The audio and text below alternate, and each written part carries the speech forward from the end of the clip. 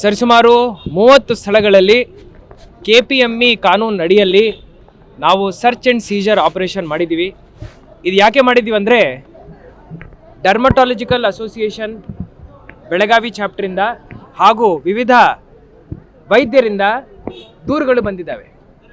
ಏನಂತ, ಸಣ್ಣ ಸಣ್ಣ ಅಂಗಡಿಗಳಲ್ಲಿ ಡರ್ಮಟಾಲಜಿಕಲ್ ಟ್ರೀಟ್ಮೆಂಟ್ ಕೊಡ್ತೀವಂತ ಬೋರ್ಡ್ ಹಾಕ್ಕೊಂಡು ಮೆಡಿಕಲ್ ಪ್ರೊಸೀಜರ್ಸ್ ಮಾಡ್ತಾ ಇದ್ದಾರೆ. ಉದಾಹರಣೆಗೆ plasma therapy, hair transplant surgery ಹಾಗೂ ಲೇಸರ್ ಟ್ರೀಟ್ಮೆಂಟ್ ಮಾಡ್ತಾ ಇದ್ದಾರೆ ಅಂತ ಹೇಳಿ ದೂರು ಬಂತು. ಇದನ್ನು ನಾವು ಪ್ರಿಲಿಮಿನರಿ ಒಂದು ರಿಪೋರ್ಟ್ ತರಿಸ್ಕೊಂಡು ಎಲ್ಲ ಸ್ಥಳಗಳಲ್ಲಿ ಹೋಗಿ ಪರಿಶೀಲನೆ ಮಾಡಿ ಸರ್ಚ್ ಆ್ಯಂಡ್ ಸೀಸರ್ ಆರ್ಡರ್ವನ್ನು DC ಅವ್ರ ಮುಖಾಂತರ ಇಶ್ಯೂ ಮಾಡಿಸಿ ನಾವು ಸರಿಸುಮಾರು 30 ತಂಡಗಳಿಂದ ಈ ಸರ್ಚ್ ಆ್ಯಂಡ್ ಸೀಜರ್ ಆಪರೇಷನನ್ನು ಮಾಡಿದ್ದೀವಿ.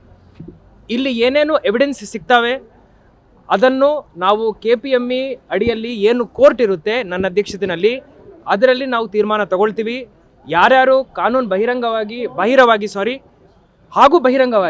ಎಲ್ಲ ಕೆಲಸಗಳನ್ನು ಮಾಡಿದ್ದಾರೆ ಅವರಿಗೆ ಶಿಕ್ಷೆ ಕೊಡಬೇಕಂತ ಹೇಳಿ ನಾವು ನಿರ್ಧಾರ ಮಾಡಿದ್ದೀವಿ. ಅಮಾಯಕ ಜನರು ಅವರ ಪ್ರಾಣವನ್ನು ಈ ಥರ ನಾವು ಡೇಂಜರಲ್ಲಿ ಇಡಲಿಕ್ಕೆ ಆಗಲ್ಲ. ಸೊ ಅದರಿಂದ ಈ ಕ್ರಮವನ್ನು ವಹಿಸಿದ್ದೀವಿ. ಬ್ಯೂಟಿ ಪಾರ್ಲರ್ ಹೆಸರುಗಳಲ್ಲಿ ನಡೀತಾ ಇತ್ತು. ಬ್ಯೂಟಿ ಪಾರ್ಲರ್ ಇರ್ಬೋದು, ನಾವು ಡರ್ಮಟಾಲಜಿಕಲ್ ಥೆರಪಿ ಕೊಡ್ತೀವಿ ಅಂತ ಹೇಳ್ಬೋದು. ಈ ಥರ ಇನ್ಸ್ಟಿಟ್ಯೂಷನ್ಸ್ಗೆ ಅವರು ಹೇರ್ ಕಟ್ಟಿಂಗ್ ಮೇಕಪ್ ಮಾಡ್ಬೋದು ಬಿಟ್ಟರೆ ಈ ಥರ ದೊಡ್ಡ ದೊಡ್ಡ ಸರ್ಜರೀಸ್ ಮಾಡಲಿಕ್ಕೆ ಪರ್ಮಿಷನ್ ಕೊಡಲ್ಲ. ಯೂಟ್ಯೂಬಲ್ಲಿನೂ ನೀವು ನೋಡ್ತಾ ಇರ್ಬೋದು, ಈ ಥರ ಆಗಿ ಇನ್ಫೆಕ್ಷನ್ಸ್ ಆಗಿ ಎಷ್ಟೋ ಜನರು ತೀರ್ಕೊಳ್ತಾ ಇದ್ದಾರೆ. ಸೊ ಆ ರೀತಿಯ ಕೆಲಸ ನಮ್ಮ ಜಿಲ್ಲೆಯಲ್ಲಿ ಆಗಬಾರ್ದಂತ ಹೇಳಿ ಆ ದೃಷ್ಟಿಯಿಂದ ಬಹಳ ನಾವು ಒಂದು ನಿರ್ಧಾರ ತಗೊಂಡಿದ್ವಿ. ಈ ನಿರ್ಧಾರಕ್ಕೆ ಬದ್ಧರಾಗಿ ನಾವು ಇರ್ತೀವಿ.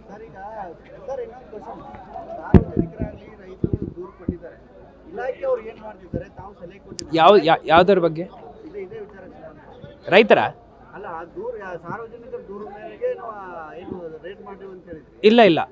ಇಲ್ಲ ನಾನು ಕ್ಲಿಯರ್ಲಿ ಹೇಳಿದ್ದೀನಿ. ಇದು ವೈದ್ಯರು ಹಾಗೂ ಡರ್ಮಟಾಲಜಿಕಲ್ ಅಸೋಸಿಯೇಷನ್ ಬೆಳಗಾವಿ ಚಾಪ್ಟರಿಂದ ದೂರು ಬಂದಿದೆ, ವೈದ್ಯರಿಂದ, ರೈತರಿಂದಲ್ಲ.